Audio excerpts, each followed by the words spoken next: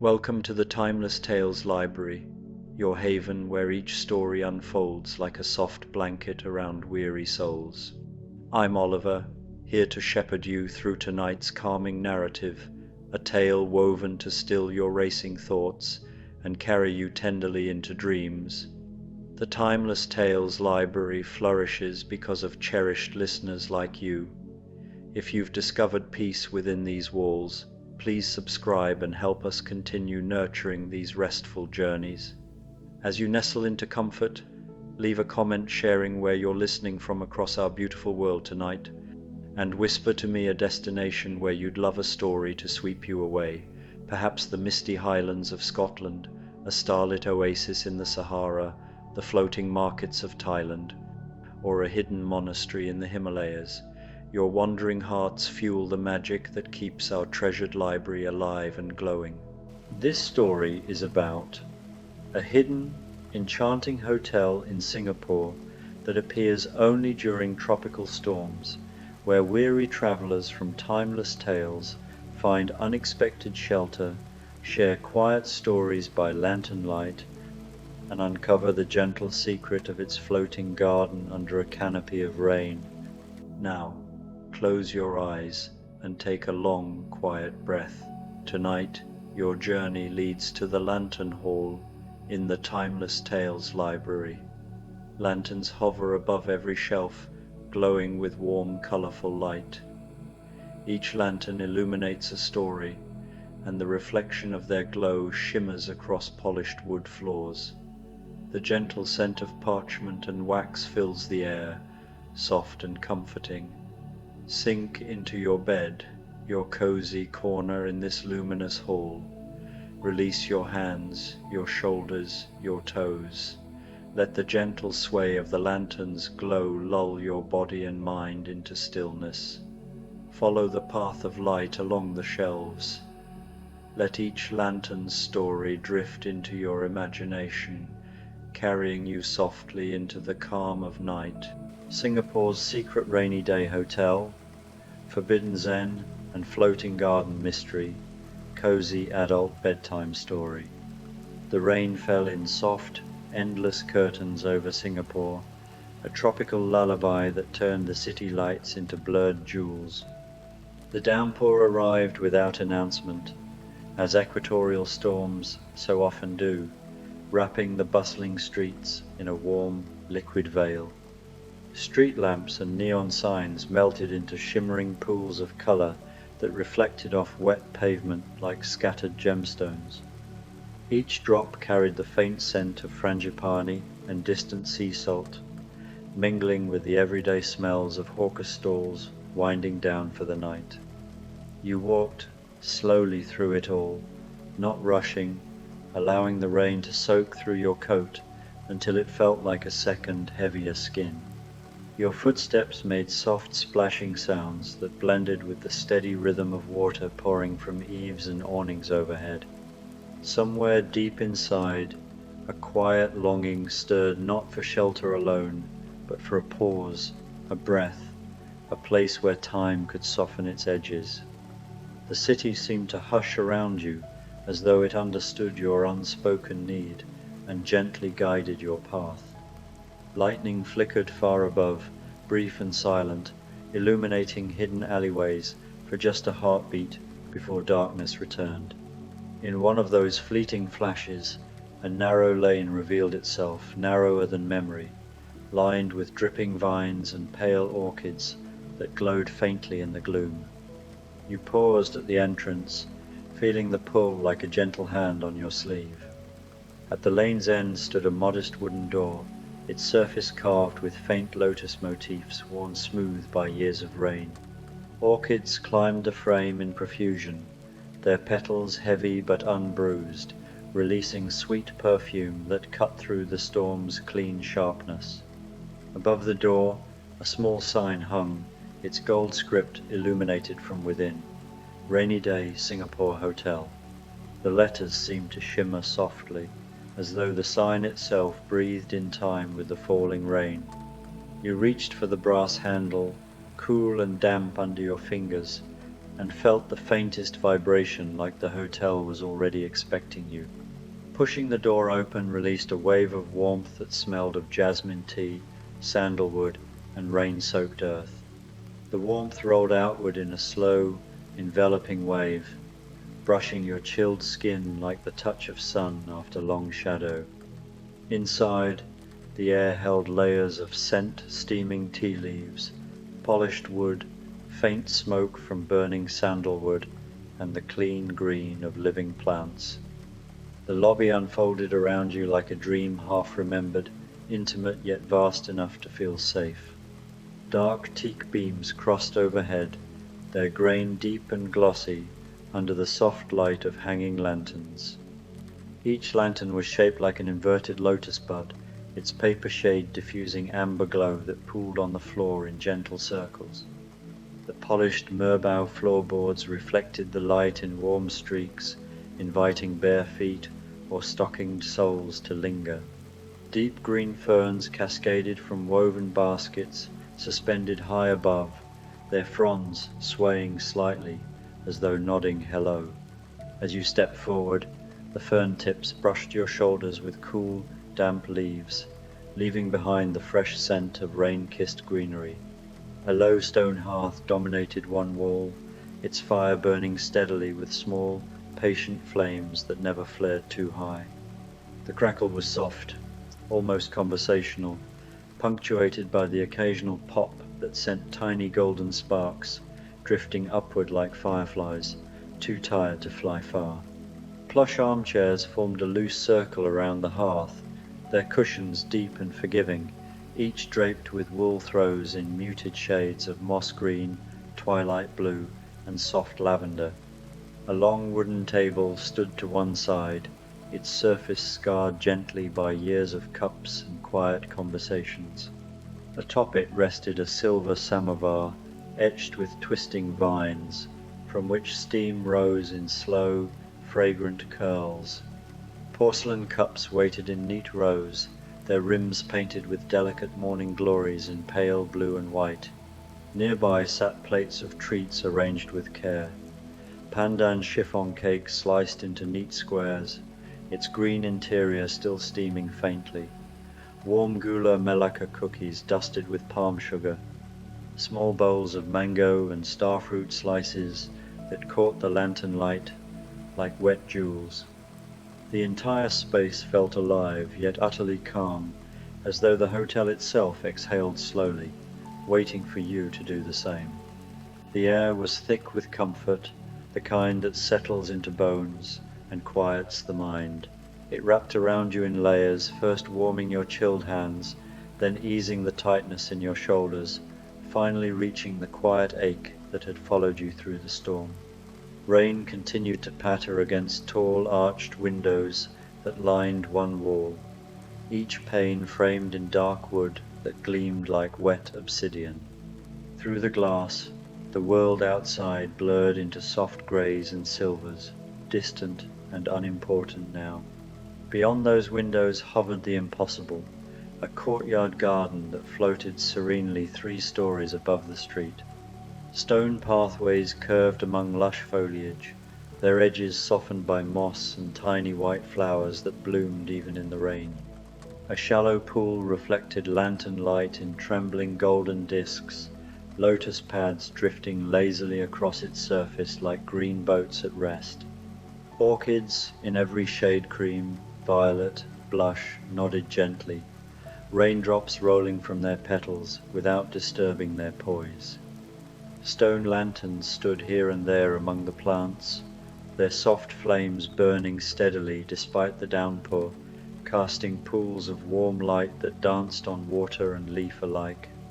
The entire garden seemed weightless, suspended among low clouds and mist, yet it carried an unshakable sense of rightness. It felt as natural as the rhythm of your own breathing. Inhale calm, exhale hurry, repeat without effort. You stood for a long moment, simply watching, letting the sight settle into your mind like fine sand after a wave recedes. Then you turned back to the room, drawn by the promise of stillness that waited in the circle of chairs. You sank into one of the armchairs, letting the warmth seep through your clothes. The cushions gave way slowly, cradling your body as though they had been shaped for you alone. Damp fabric clung for a moment, then began to dry in the hearth's gentle heat, releasing the faint scent of rain-soaked wool. You pulled a twilight blue throw across your lap, its fibers soft and slightly fuzzy against your palms. Heat from the fire reached you in slow waves, loosening knots you had not realized were there in your neck, your chest, the quiet corners of your thoughts. Your eyelids grew heavy almost at once, drawn downward by the combination of warmth, soft light, and the rain's endless lullaby. Yet curiosity held them open just a fraction longer, enough to trace the patterns of lantern light on the ceiling beams.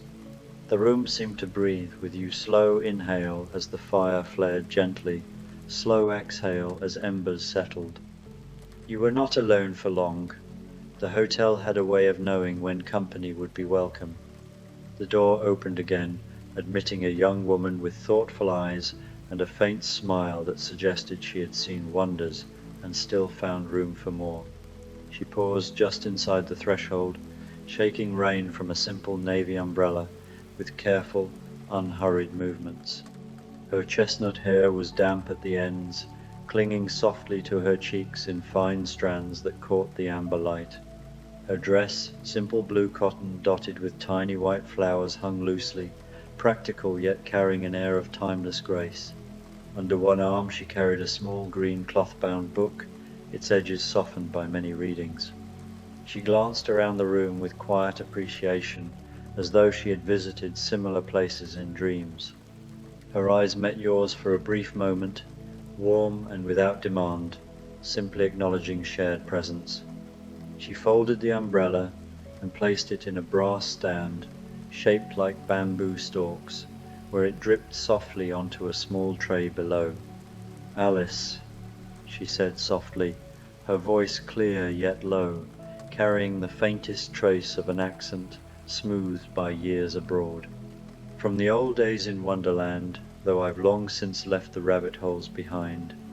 She smiled again, small and genuine, then asked if she might join you by the fire. You nodded, feeling the room expand slightly to welcome her without effort. She chose the armchair closest to yours, settling with the ease of someone accustomed to finding her place in unexpected rooms. She accepted a cup of tea from the samovar, pouring it herself with steady hands. Steam rose in lazy spirals, carrying the bright notes of lemongrass and the round sweetness of honey. She cradled the cup close, letting its warmth seep into her fingers before taking the first slow sip. For several minutes she simply sat, watching the fire with the same quiet attention she once gave to impossible riddles. Then she spoke, almost to herself at first, of how growing older had taught her to savor the gentle puzzles life offered now. A single cup of tea, she reflected, could hold deeper mystery than any looking-glass or shrinking door ever had. Her words drifted into the room like petals on still water, rippling outward without disturbing the peace. You listened, feeling something inside you loosen a little more with every sentence. Before long, the door sighed open once more.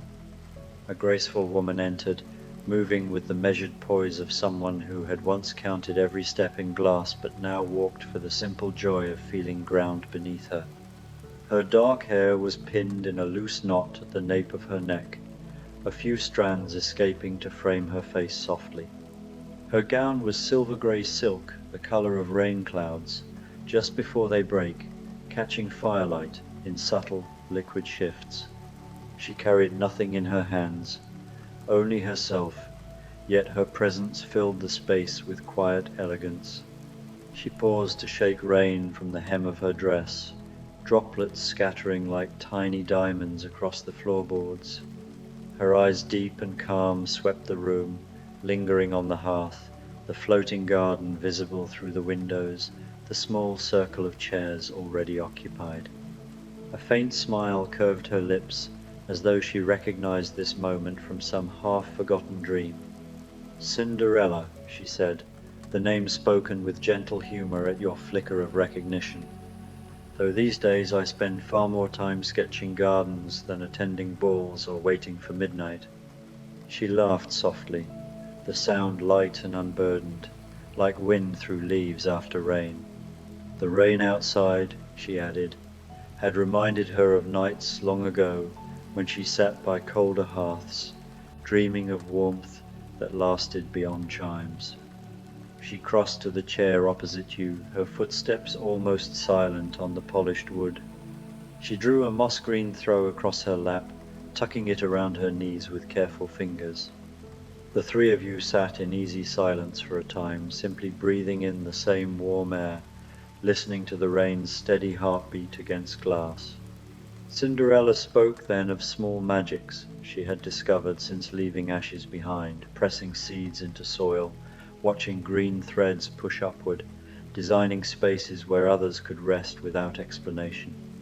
Her voice was low and melodic, rising and falling like a lullaby carried across water. Each word seemed chosen with care, never hurried, never loud, yet carrying the weight of lessons gently learned. You felt the room grow softer still, as though her stories were weaving another layer of comfort around everyone present. The samovar hissed softly as more hot water bubbled inside its silver belly. Steam curled upward in thin, fragrant ribbons that caught the lantern light like gossamer threads. You reached for the spout, refilling cups with slow, deliberate movements that felt almost ceremonial. The porcelain was warm against your palms, its surface smooth and comforting to hold. Tea poured in a steady golden stream, releasing fresh waves of lemongrass, ginger, and faint jasmine. The fire popped gently now and then, sending small showers of golden sparks spiraling up the chimney like tiny, silent fireworks. Each spark flared briefly, then faded, leaving behind a faint scent of burning sandalwood that lingered in the air. The rhythm of pouring, sipping, and settling became its own quiet music, blending seamlessly with the rain outside. No one spoke for several minutes. There was no need the warmth, and the company were conversation enough.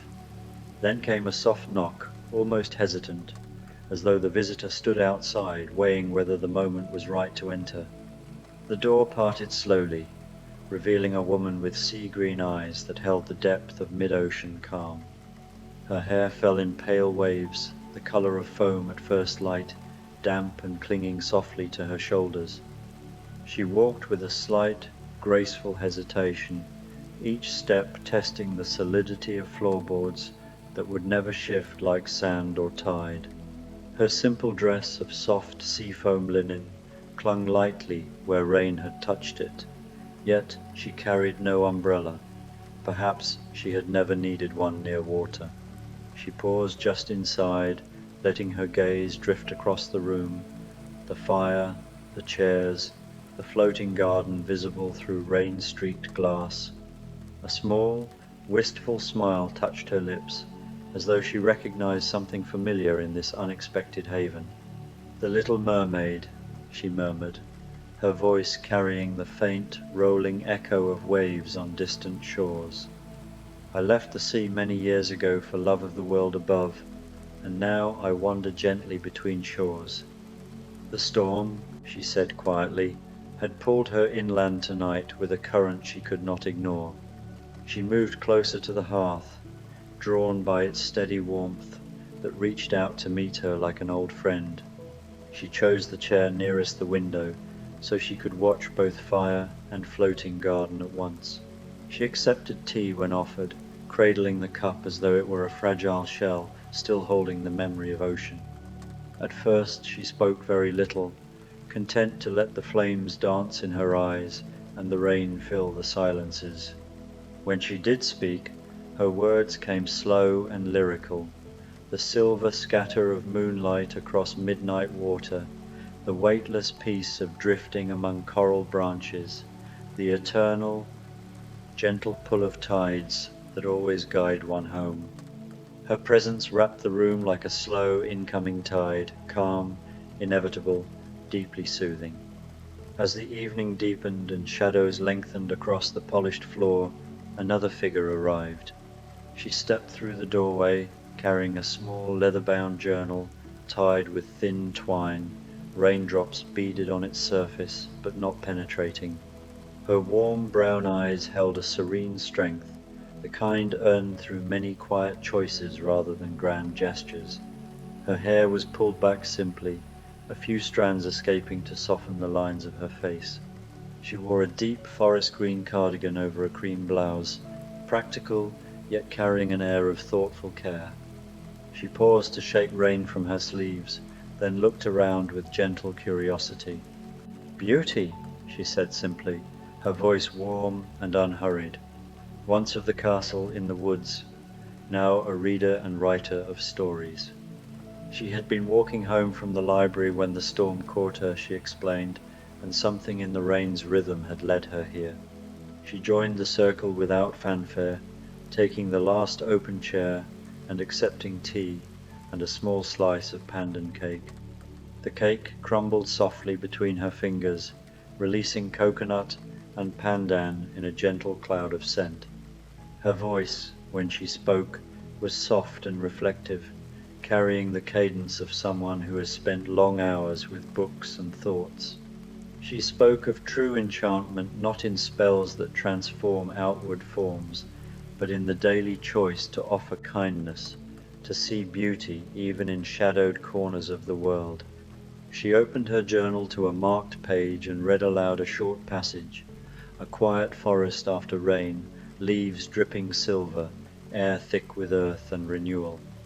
The words settled over everyone like the softest blanket, warm and without weight.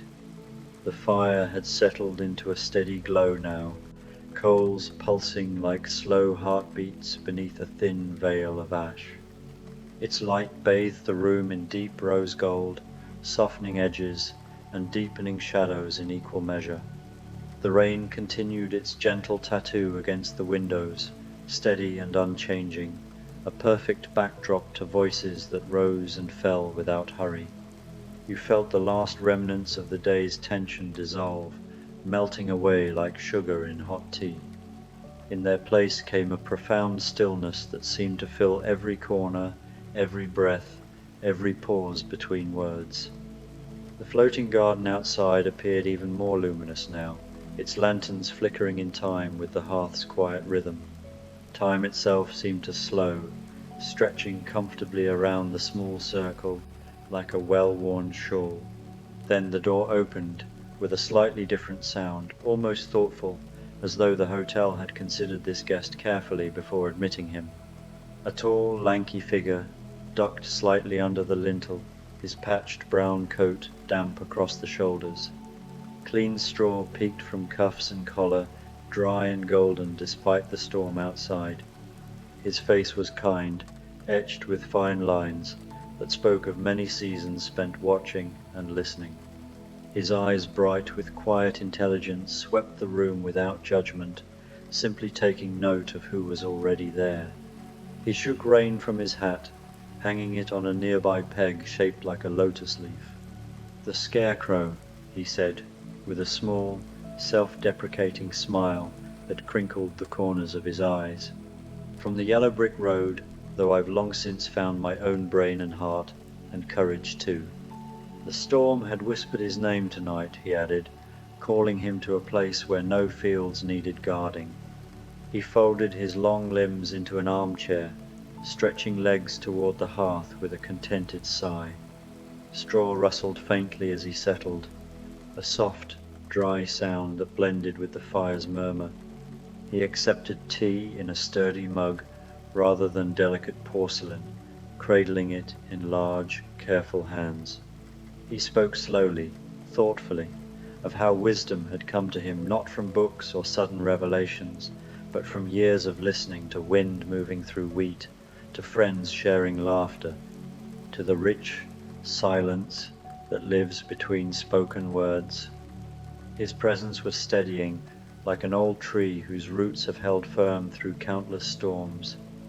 Last to arrive was a young woman with extraordinarily long hair braided loosely over one shoulder. The braid swung gently as she moved, its golden-brown strands catching firelight in warm ripples. She carried a small sketchbook under one arm and a pencil tucked behind her ear like a forgotten flower. Her simple linen blouse and flowing skirt were speckled with faint paint stains, turquoise, rose, ochre from mornings spent at canvas. She slipped inside almost shyly, pausing to let rain drip from her hem onto the tray by the door. Her eyes wide and bright darted first to the hearth, then to the floating garden, then to the circle of faces already gathered. "Rapunzel," she said lightly, her voice carrying a soft lilt of delight. "From the tower days, though I've traded stone walls for open skies and paintbrushes." The rain, she confessed with a small laugh, had sounded exactly like inspiration calling through the streets. She settled into the last space beside you, her braid brushing your arm like warm silk as she arranged herself. She opened her sketchbook briefly, flipping to a half-finished drawing of vines and blossoms, then closed it again. She spoke of how freedom had slowly taught her to create, rather than wait to draw sprawling gardens, to weave stories with color and line, to let imagination grow wild without fear of falling. Her laughter came soft and infrequent, like wind chimes stirred by the gentlest breeze. Now the circle was complete. 7 chairs held 7 quiet souls, drawn together by storm and something deeper. The warm glow from lanterns and hearth bathed everyone in the same soft light, erasing lines between stranger and friend. The storm outside had become a distant companion rather than an adversary, its rhythm now part of the room's own breathing. Cups were refilled again and again, the samovar giving generously without ever seeming to empty. Treats were shared in small, unhurried portions, bites of cake, sips of tea that tasted of honey, calm, and something indefinably sweet. Conversation drifted like smoke from the fire, memories of old adventures recounted without drama or need for climax, only fondness, gentle reflections on paths walked, lessons absorbed, peace discovered in the smallest ordinary moments. Laughter came rarely but warmly, never loud, always fading back into comfortable silence. The floating garden beyond the windows seemed to listen, its lanterns flickering in quiet agreement. But something curious lingered in the air, a subtle mystery that asked to be noticed rather than solved with haste. The garden outside shifted almost imperceptibly when eyes were turned away. Flowers once tightly closed now spread wide petals, releasing faint perfume that drifted through open window cracks. Lotus pads rearranged themselves in delicate patterns, spirals, circles, shapes that almost resembled letters or intertwined hands. Stone lanterns in the pool drifted into new formations, their lights aligning like stars, forming constellations. Vines curled slowly along pathways, tracing symbols that vanished when stared at directly. The garden appeared to be communicating in its own patient language, not urgently, never demanding, but gently inviting everyone to simply pay attention. It felt as though the space itself had been waiting for this precise gathering before beginning to speak. Alice was the first to mention it aloud. "Have you seen?" she asked softly, tilting her head toward the window. The orchids there turning toward the center of the garden, like they're listening to every word we share. Her voice held only gentle wonder, no trace of surprise or unease. She pointed with one finger, tracing the slow movement of petals in the lantern light. Cinderella leaned forward slightly in her chair, eyes narrowing with quiet delight. And the lanterns in the pool, they're floating into a perfect circle now. She smiled, the expression soft and knowing, almost like a message written in light, meant just for us. The little mermaid smiled faintly, her sea-green eyes reflecting the glow from outside. "It reminds me of coral gardens that bloom in patterns when the moon is exactly right," she murmured. "And all the creatures of the reef rest together in silence." Her words carried the slow, rolling cadence of tides that have nowhere urgent to go. Beauty opened her journal to a fresh page, pencil already in hand. Perhaps it's a puzzle, she said thoughtfully, without urgency. Not a riddle to solve with haste, but something gentle to understand slowly, the way dawn arrives without fanfare. She sketched a quick line, capturing the curve of a lotus pad in motion. The Scarecrow nodded, Straw whispering as he shifted in his chair. "I've always believed gardens have their own kind of wisdom," he said quietly. "Maybe this one is sharing a secret it has kept for a very long time, waiting for the right listeners." He smiled, the expression crinkling his kind face further. Rapunzel sketched quickly in her book, light pencil lines flowing without hesitation.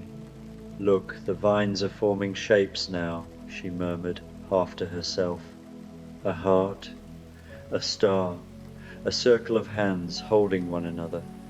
She turned the page toward the group, showing the swift, sure strokes that caught the garden's quiet dance. You watched with them, and the pieces came together without effort or strain. The garden, it seemed, was not merely floating. It lived with the gentlest magic, a breathing space that gathered stories and wove them into something shared and whole. It bloomed brightest when friends gathered in true peace, when tales were told softly without need for endings or applause, when hearts finally rested together in safety. It had called each of you here not by accident or chance, but because the storm had created the perfect quiet for such connection. The forbidden Zen hinted at on the sign outside was never hidden or guarded. It was this very moment, this shared stillness in a world that so rarely permitted it. The realization settled over the room like warm honey poured slowly across toast. As understanding bloomed, a profound calm washed through every heart present. The garden responded in kind. Flowers opened even wider, releasing perfume so delicate it felt like breathing silk, jasmine, frangipani, rain-washed green. Lanterns in the pool glowed a little brighter, their light shifting to soft rose gold, the exact hue of dawn before the sun fully rises. The rain eased from steady drumming to a whisper, then a sigh, as though the sky itself had exhaled in quiet relief. Orchids nodded once more, satisfied, their petals trembling with the last drops of water. One by one, eyelids grew heavier, bodies sinking deeper into cushions and throws. Alice tucked her small book away into the folds of her dress, murmuring that she felt more at home here than anywhere in years. Her voice was barely above a whisper, already half dreaming. Cinderella smiled sleepily, eyes half-lidded, saying the warmth reminded her of the best, most hopeful dreams she had ever known. The little mermaid leaned back against her chair, eyes drifting shut, whispering that the rain now sounded exactly like the sea, singing a lullaby to its own shores. Beauty closed her journal with careful fingers, resting it against her heart with a contented sigh. The Scarecrow stretched slowly, straw rustling like dry leaves in a gentle autumn breeze, admitting he had never felt so full of quiet, peaceful thoughts. Rapunzel set her sketchbook aside on the small table, her long braids slipping over her shoulder like a comforting blanket.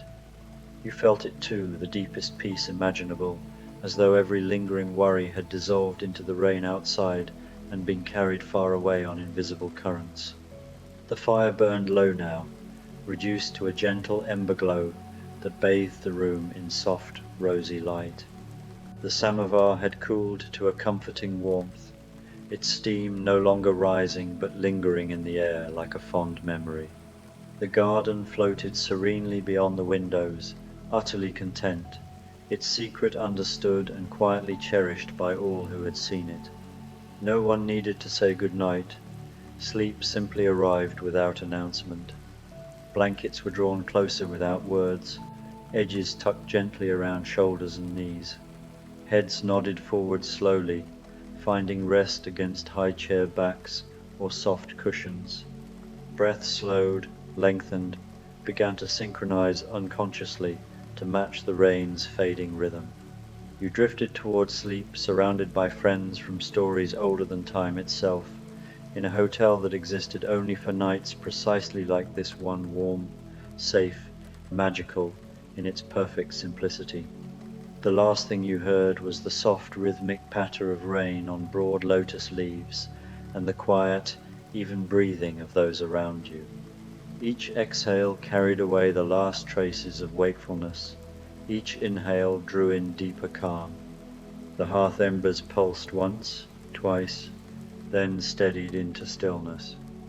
The lanterns dimmed ever so slightly, as though bowing to the coming rest. Sleep came gently, deeply, carrying you into dreams as peaceful and blooming as the garden outside. In those dreams, the floating garden drifted closer, inviting you to walk its paths without hurry. Orchids bloomed along every step, releasing perfume that smelled of home and honey and quiet joy. You walked beside friends whose names you had always known, their presence as natural as your own heartbeat. The rain continued its lullaby far into the night, cradling the hotel and everyone within it.